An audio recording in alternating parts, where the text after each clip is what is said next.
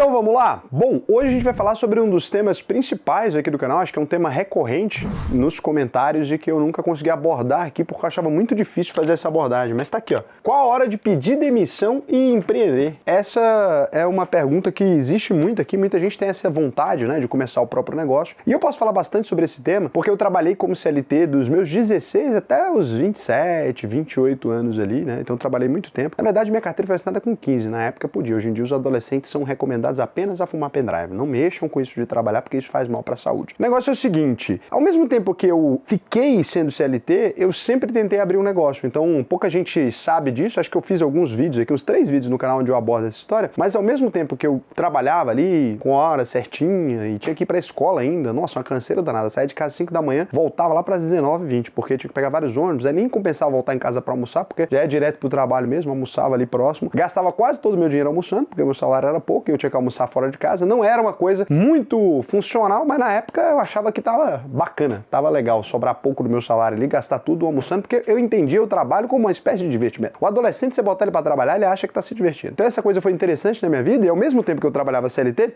eu sempre ficava tendo uma ideia mirabolante ali, onde eu conseguisse empreender. Assisti muito filme, né, de empreendedor de startup, e aí ficava ali pensando, pô, vou ter uma sacada genial em algum momento, eu vou parar de trabalhar nesse lugar aqui. E aí eu ia tocando as minhas empresinhas ali normalmente no fim de semana, mexi com coisas que não demandassem que eu tivesse fisicamente no lugar. Então criei muitos sites, até hoje tem alguns sites criados nessa época. Criei canais no YouTube, mas sem o meu rosto, né, com pessoas apresentando. Vários ficaram bem grandes, vocês conheceram aí muita coisa bacana que eu fiz. Fui fazendo tudo isso e trabalhando. Obviamente uns projetos deram certo, outros não tanto. Tive loja de sapato, tive loja de camiseta, né? Fiz de tudo quanto é coisa. A loja de camiseta foi legal porque na época eu tinha uma banda, já aproveitei e fiz as camisetas da minha própria banda, já era mais simples pra mim, já vendia camiseta das bandas que realmente as pessoas queriam e aproveitava o dinheiro. Olha que alegria. E fui fazendo tudo isso até chegar no lugar onde eu estou hoje. E nesse vídeo aqui, eu vou fazer diferente do que a gente encontra na maior parte dos vídeos desse tipo de tema na internet. Eu vou colocar lições práticas aqui e em qual momento você tá nela, para você saber o que você precisa fazer a partir desse momento para chegar nesse lugar, né, de saber qual que é a hora certa, porque essa hora certa vai depender, não tem uma idade padrão, uma quantidade de dinheiro específico, depende muito do que você quer fazer, como que você vai empreender. Então, antes de mais nada, quem é sardinha raiz já deixou aquele like na confiança, porque você sabe que o vídeo vai ser bom. Se você não é um sardinha raiz ainda, segura sua mãozinha, considere deixar o seu like e se inscrever aqui nesse canal, se o vídeo te agregar, te trouxer algum conhecimento que você ainda não tinha, né? É muito conteúdo na internet, nem sempre vale a pena você ficar se inscrevendo, senão você perde o conteúdo dos lugares que realmente importam, né? Então sai desinscrevendo de canal que você não assiste. Essa é a minha solução. Inclusive aqui, se você não assiste, desinscreve também. A primeira fase que a gente vai ter aqui, para você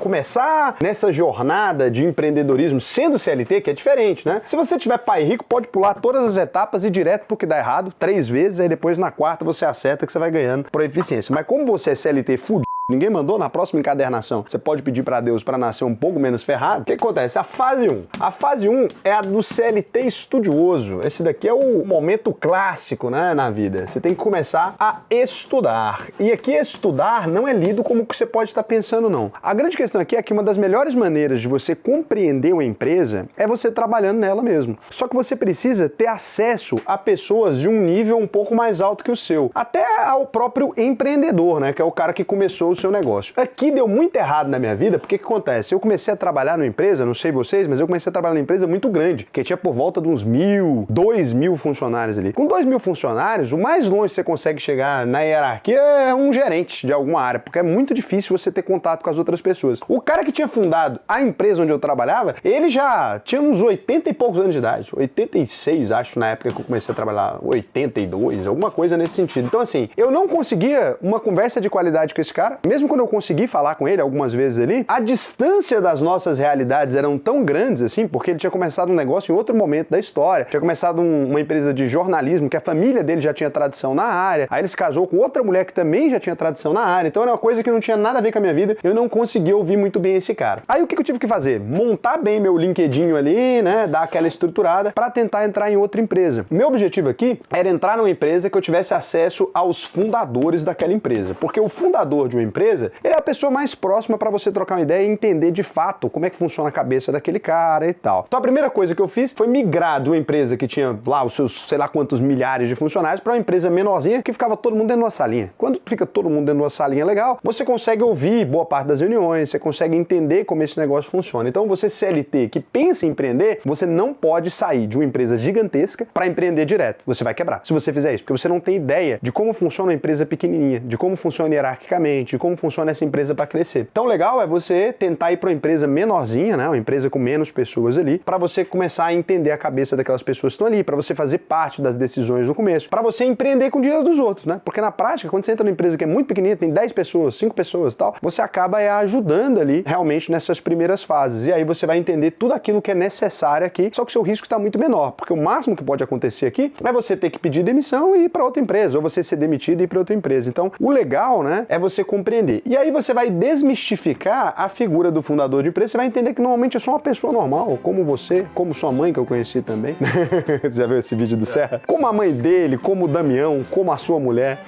Como ele, como a mãe dele, que eu conheci também, como a Vânia, que é sua mulher, como o Damião, como a Andréia, como a Dona Maria. Como secretário, como deputado, como ministro, como governador, como prefeito. Você vai ver que o fundador de uma empresa, normalmente, ele é uma pessoa normal, como todas as outras, né? Com as suas burrices ali, muita burrice, põe um B de burro aqui, que normalmente o fundador é burro. E aí a pessoa, ela age normalmente, você vai começar a fazer parte das decisões, você vai entender como essas coisas acontecem. Isso aqui é o CLT estudioso. Então o CLT estudioso não é ficar estudando videozinho do YouTube, não. Videozinho do YouTube não vai te dar a vivência necessária para você começar um negócio. Agora, estar no lugar que uma empresa está começando, onde uma empresa está crescendo, primeira coisa, vai te fazer ganhar mais dinheiro se a empresa der certo, mas depende muito do seu trabalho, porque se você também for ruim numa empresa que está começando, o impacto é muito grande, né? Numa empresa que tem, por exemplo, 5 funcionários, um funcionário medíocre é 20% do resultado. É loucura, não tem condição. Então, 20% do resultado dependendo de uma pessoa só, né? 10 pessoas é 10% do resultado. Numa empresa que tem 100 pessoas, uma pessoa é 1% do resultado. Então,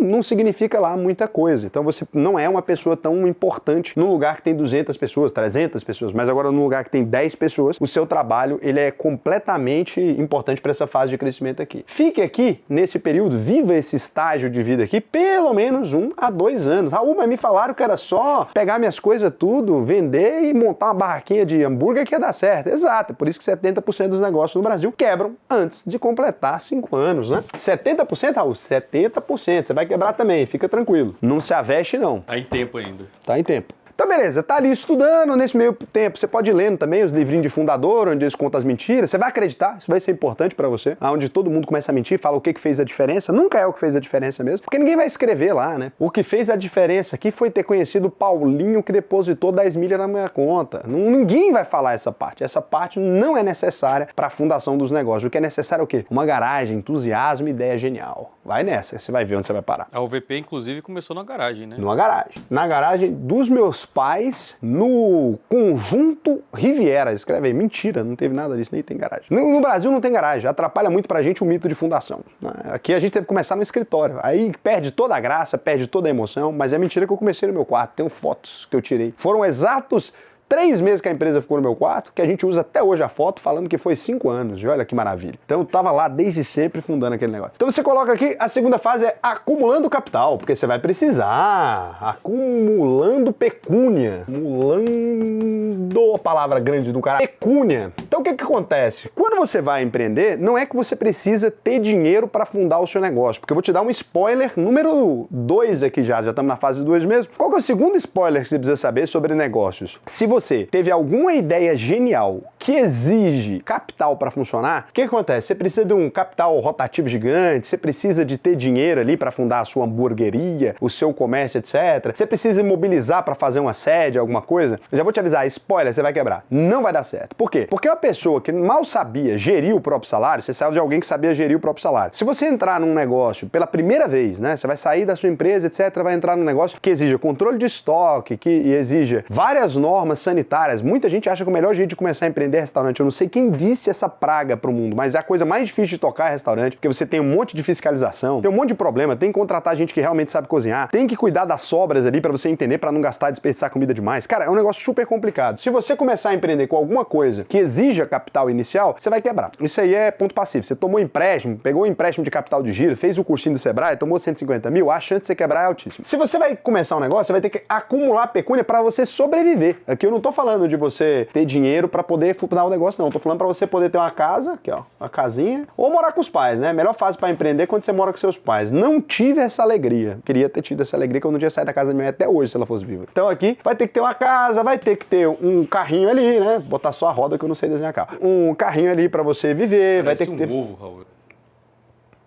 Menino, que houve esse documento. Então nessa fase aqui você tem que ter dinheiro para pelo menos ter 2 anos dos seus custos fixos de maneira acessível na sua continha. Não inventa de empreender sem ter pelo menos 2 anos. Eu, quando eu fui empreender, já se desse tudo errado, nem trabalhar mais eu precisava. Eu já tinha acumulado uma grande pecúnia. Não é que eu teria uma vida luxuosa, mas assim, dava para eu ter ali uma renda de uns 15, 20 mil por mês sem fazer absolutamente nada. Para mim já tava bom. Eu falei aqui, se não fizer nada, fico tomando caipirinha em João Pessoa, porque lá era barato o custo da caipirinha. Pensei, fica aqui tomando caipirinha em João Pessoa se der tudo errado. Quando você vai empreender, com o fato de que se der tudo errado, pelo menos 2 anos você tem de conta paga, sua cabeça muda. Raul, esses 2 anos seria de reserva de emergência? Custo fixo. Todos os seus fixo. custos fixos, não é reserva de emergência. Porque não é emergência. Se você se colocou nessa situação, não tinha emergência nenhuma para você pedir demissão do seu emprego e tentar abrir a empresa. Então esse dinheiro aqui não é o dinheiro que você vai gastar no negócio. Esse dinheiro é o dinheiro que você vai usar para viver. E jamais misture as duas coisas. Então você tem que ter aqui 2 anos ali para você estar num ritmo tranquilo, para você não se desesperar, para você não depender de tirar dinheiro daquele negócio antes da hora, antes dele amadurecer e tal. Aqui, com esse nível de organização, você tem alguma chance de não fracassar. Por quê? Porque você é CLT. Se você for filho de empresário, etc., já disse, vai ter várias pessoas aqui comentando, pra mim não foi nada disso. Como é que foi? Eu peguei apenas um pequeno empréstimo de 300 mil com meu pai. Mas aí não existe, porque a pessoa que pega um empréstimo de 300 mil com o pai dela tem casa pra ele morar, a casa der errado. Então não tem o mesmo risco. O CLT empreendedor, ele tá numa situação que ele já nasceu fudido.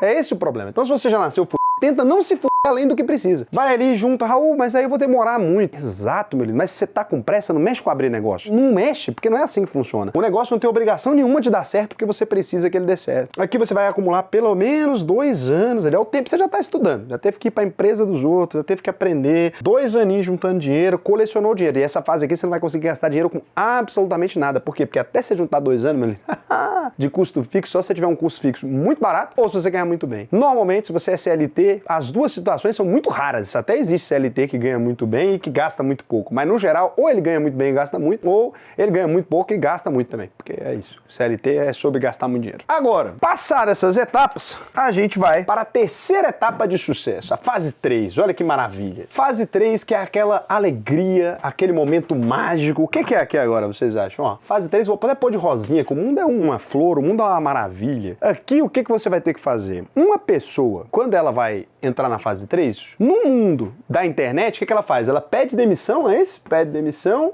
e vai empreender direto. Mas na vida real, não é assim que funciona. O empreendedor CLT, nesse momento aqui, ele vai tentar fazer uma coisa que é impossível. Esse é o momento que é a sua vida. Se você tiver um casamento, ele acaba. Se você tiver um filho, ele vai crescer sem pai ou sem mãe. Qualquer coisa que você for tentar fazer, você vai tentar conciliar. Olha que maravilha. Conciliar. O CLT empreendedor, ele tem que tentar conciliar. Aí o que ele vai fazer? Ele vai tentar manter o trabalho dele aqui, põe uma maletinha aqui, ó, o trabalho dele aqui, com o negócio dele de empreender para ganhar mais dinheiro, não é isso? Você vai tentar fazer isso aqui. Esse aqui, ó, o cenário onde ninguém mais te vê, você fica amarelo, você que acabou, você nunca mais vê um sol, não vê nada. Porque aí você precisa tentar conciliar até um dos dois dar certo ou dar errado, que é o melhor dos cenários aqui. Por quê? Ou você vai começar a dar certo nisso aqui, e aí sua empresa vai começar a se desenvolver, e aqui vão te demitir, porque você não vai estar entregando aqui, ou o contrário, esse negócio aqui vai começar a dar muito errado, vai tirar sua paciência, e você vai desistir dele e vai focar de volta no seu trabalho. Se você não fizer dessa maneira aqui, se você se demitir de uma vez, pode ser... Duas coisas podem acontecer. Duas coisas podem acontecer.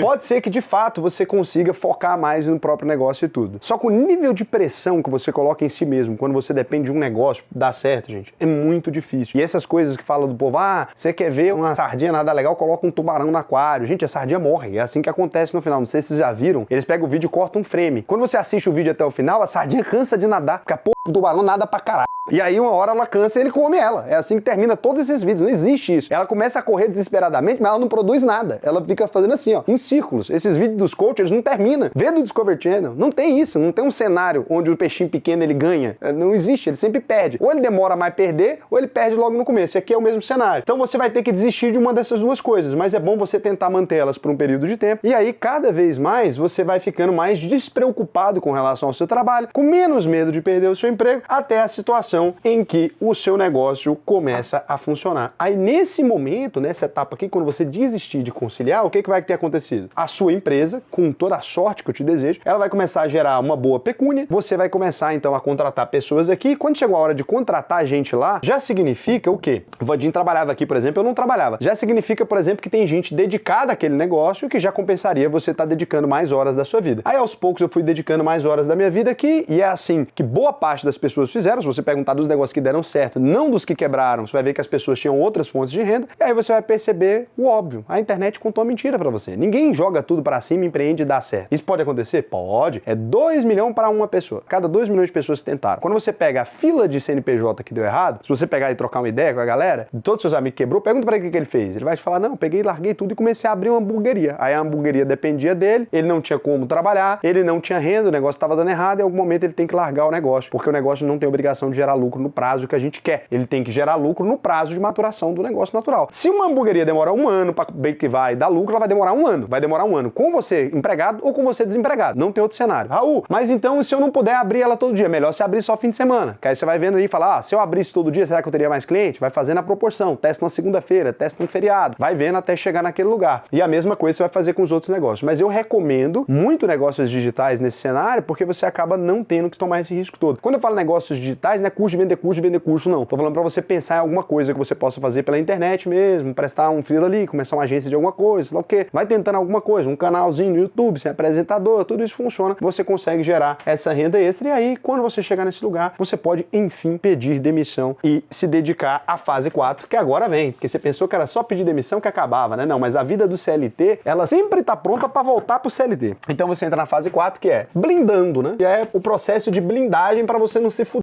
Como é que funciona? Você já tem o seu dinheiro ali, já não tá gastando, já tá mais econômico, só que o negócio começou a dar certo em alguma coisa. Nesse momento aqui, é a hora de você procurar sócios ou investidores, tá? Ou as duas coisas funcionam, ou sócio ou dinheiro. O que acontece? Normalmente, quando a gente começa a dar certo em um negócio, a primeira coisa que você pensa é que você é incrível. Primeira coisa que você fala assim, nossa, eu abri um negócio, agora eu sou um gênio, agora nada mais vai me abalar. E esse é exatamente o melhor momento para você arrumar sócio, porque normalmente o empreendedor ele é mais corajoso. Agora você precisa de arrumar um medroso para você. Só que o medroso, ele não vem antes do negócio dar certo. Olha como é que o mundo funciona, né? O medroso, ele fica com a participação menor, mas ele tem que entrar nesse momento aqui para te impedir de quebrar. Porque essa pessoa que tem medo e que não iria abrir um negócio com você jamais, sabe aquele seu melhor amigo que você olhou para você e falou, vamos abrir um negócio aí? E falou, vamos, corre dele, em nome de Jesus. Porque vocês dois são uma desgraça. Se você tem um amigo que ele incentiva você pedir demissão e fundar um negócio junto com ele, vocês são dois irresponsáveis. Você não vai pegar e juntar você com o outro cara desse. Você vai juntar com aquele seu amigo que não quer. Sabe aquele seu amigo que falou que ia dar errado? Chama ele. Esse é o melhor momento pra você conversar com ele. Fala, meu lindo, você falou que ia dar errado, não deu. Aí você chega lá e fala, é pra jogar na cara dele? Não, pelo contrário. Você fala assim, por que você não vira meu sócio agora que já não deu errado? Porque aí esse cara, com o medo dele de quebrar, ele vai te ajudar pra sempre a fazer o processo de blindagem. Toda vez que você quiser tomar risco demais, ele vai te avisar, olha que a gente quebra e fica aí você desempregado. Aí você pega esse cara, coloca pra dentro da sua sociedade, com um percentual menor ali, pega 5 a 10, vai vivendo essa experiência e vai fazer uma distribuição de lucro estratégica pra ele, né? Deixa o salário dele mais legalzinho, parecido com o seu ali, pra vocês irem vivendo. E esse cara aqui vai começar a implementar processos na sua empresa. Normalmente seu amigo mais com a mentalidade mais matemática, que entende do mundo, que entende que 70% dos negócios quebram. Esse é o ideal. Na ausência dessa pessoa, e Raul pode ser amigo?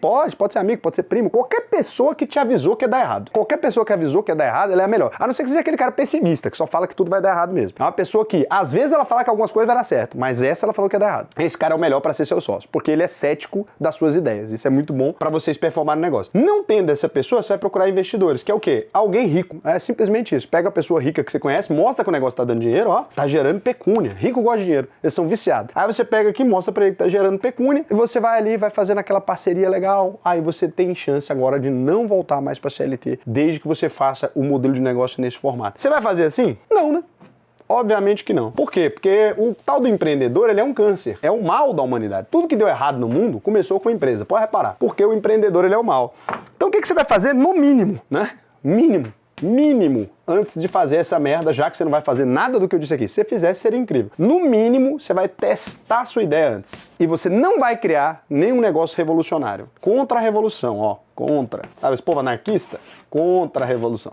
A gente não vai mexer com nada disso. Você vai tentar um negócio mais básico do mundo. Qual que é o tipo de comércio que mais existe na sua cidade? Abra um igual. Distribuidora. Abra um igual. O comércio que mais existe na sua cidade. É o mais difícil de quebrar. Por quê? Porque se tem tanto, é porque não quebra. É isso que você tem que entender. Raul, mas eu queria fazer uma coisa que ninguém faz. Eu queria fazer uma coisa inovadora. Inova dentro desse mercado que ninguém faz uma coisa diferente. Porque é o seguinte, eu não conheço nenhum OnlyFans vendendo foto de anfíbio. Vocês conhecem? Não. Não. Então o que acontece? Por que não tem ninguém? Porque ninguém quer comprar. É simples assim. Agora, o tanto de OnlyFans que tem com rapariga nota 6 funcionando no mundo. É um monte. Com aqueles gay ursão. É um monte. Por quê? Funciona. Se você, inclusive, quer começar um empreendimento e tá com essa curiosidade... Estudou bem o mercado, né, Raul? Estudei pra caramba, pensei nisso aí. É que na minha época não tinha, senão era eu. E aí, depois se você estiver tranquilo já, se você estiver na fase de se organizar, que estiver se preparando pra isso, o que é a primeira coisa que você vai fazer? Pô, tem que investir, né? Pra poder começar um negócio, você reparou que o principal é investir pra ter uma renda legal, pra ter guardar uma grana pra funcionar. Então, vou te recomendar aqui, ó. Aqui embaixo tem, ó. A UVP.